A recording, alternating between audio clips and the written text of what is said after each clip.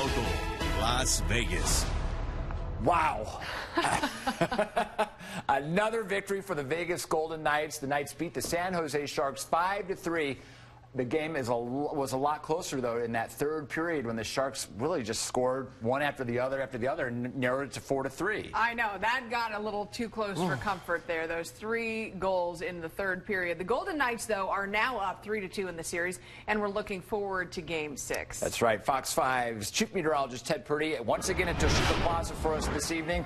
Ted, was every muscle in your body clenched in that third period?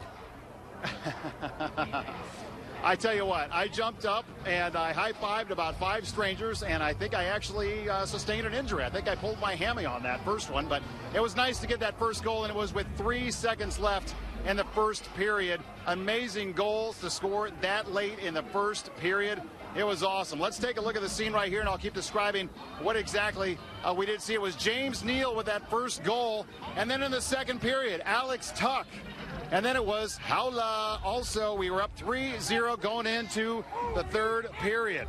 And then in the third period, it was Alex Tuch again, his second goal of the game. We were up 4-0 with about 10 minutes left. Looking pretty good, right? Don't count the Sharks out. They scored 3 unanswered goals. It was then 4-3. That took us within about 2 minutes left of the third period. Of course, as customary, and what do they have to lose? They pulled their goalie, and then it was Jonathan Marchessault who scored for Las Vegas, and that sealed the victory. 5-3, we win. The series now goes back to San Jose on Sunday night. That is a 4:30 start in San Jose, and we'll have all the action with Kevin Bolliger and also Vince Sapienza for that game. For this game, they're inside getting reaction. We'll have that for you, and the forecast, which is really heating up. Maybe some record-breaking heat coming up next week. That's coming up in a few minutes. Back to you guys. Awesome. Thank you, Ted. And let's continue our team coverage now with Fox 5 Sports Director Kevin Bollinger live inside T-Mobile Arena. Hey there, Kevin. Hey, Christine, great night out here at T-Mobile. The fans were whipped up into a frenzy. The Golden Knights played probably the best 2.5 periods of the series, at least after Game 1, as they totally dominated the Sharks and then allowed San Jose to get back in it. But in the end, Vegas came through to now come within 1 game of closing this series out. Take a look at the highlights. An amped-up Friday night crowd at T-Mobile for Game 5, and the Golden Knights played a solid first period. 1 lapse early as San Jose got Marc-Andre Fleury out of position and put the puck out front, but Fleury gets back and makes the save. On the other end, Martin Jones stayed solid, here denying former Shark teammate Ryan Carpenter. Under 10 seconds in the first, Shea Theodore with a blast from the blue line, and the rebound right to James Neal, who bangs it home. It was 1-0 Vegas after 1. Early second, Golden Knights on the power play. The puck out front to Riley Smith. The rebound picked up by Alex Tuch, and it trickles in the 5-hole to make it 2-0 Vegas. 4 minutes later, watch the impossible angle for Eric Haula, and he somehow threads the needle. The place was rocking, and the Golden Knights were up 3-0 going into the third. San Jose was on the power play, but Fleury goes flat out to cover. Later in the third, Tuch and Cody Eakin with a little give and go, and Tuch flips it up high to light the lamp, and it was 4-0. But the Sharks scored 3 straight to cut it to 4-3 with 4 minutes to go. Vegas, though, would not be denied. Jonathan Marchessault with the empty netter. The Golden Knights win 5-3 to take a 3-2 series lead. And Golden Knights head coach Gerard Gallant pulling all the strings properly as he made 3 changes in the lineup today, and all 3 of those players, Lucas Spiza, Oscar Lindberg, and Ryan Carpenter, had huge games for the Golden Knights. They might not all show up in the stat sheet, but they all played an integral part of this win tonight.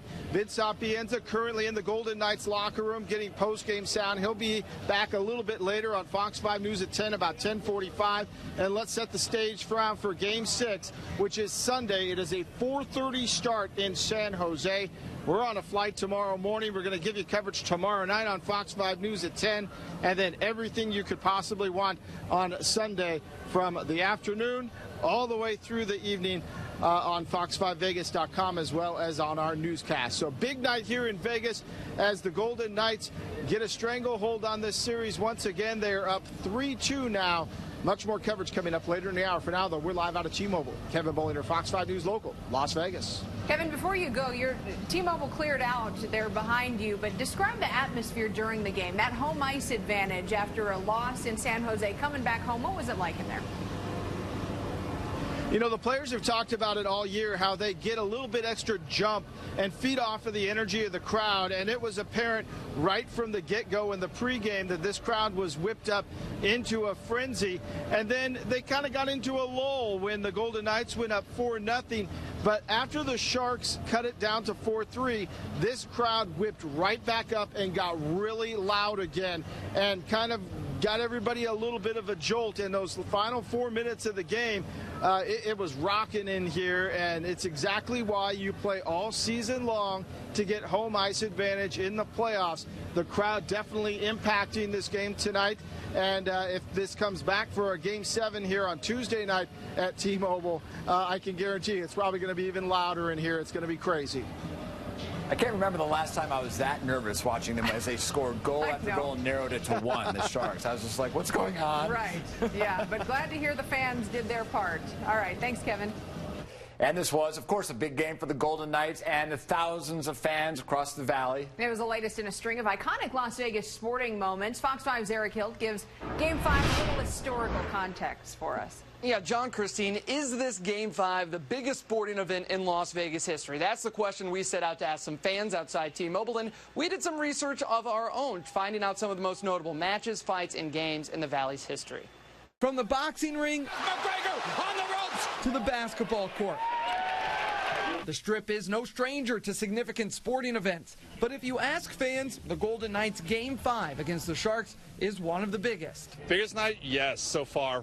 Every night that we've played here has been a big night. Absolutely, has to be.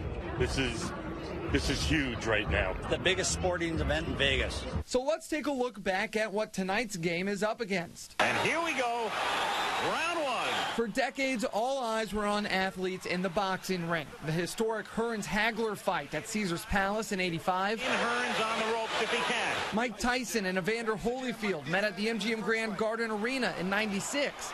'97 was the rematch. You know, the bite fight. What happened here? He got bit, I think. More recently, Floyd Mayweather Jr. defended his belt against Manny Pacquiao. And then Conor McGregor. Outside the ropes, basketball fans remember Las Vegas in '84 when Kareem Abdul-Jabbar broke the NBA's all-time scoring record during a game at the Thomas & Mack Center. In 2007, the NBA was back as the arena played host to the All-Star Game. As for an historic home team, the 1990 Runnin' Rebels are Las Vegas legends. The squad went undefeated at the Thomas & Mack and then went all the way to a national championship. The Shark comes away a winner in a record-setting night. So where will history remember tonight's Golden Knights Game 5? It may be at the top, at least until the Knights' next game. Yeah, now here in Las Vegas, we have the Aces, the Lights, the Raiders moved to the Valley in 2020. We could host more historic events like the Super Bowl, even the World Cup when the Raiders Stadium opens, so a lot more opportunities to add to that list. Reporting live, Eric Hilt, Fox 5 News Local, Las Vegas.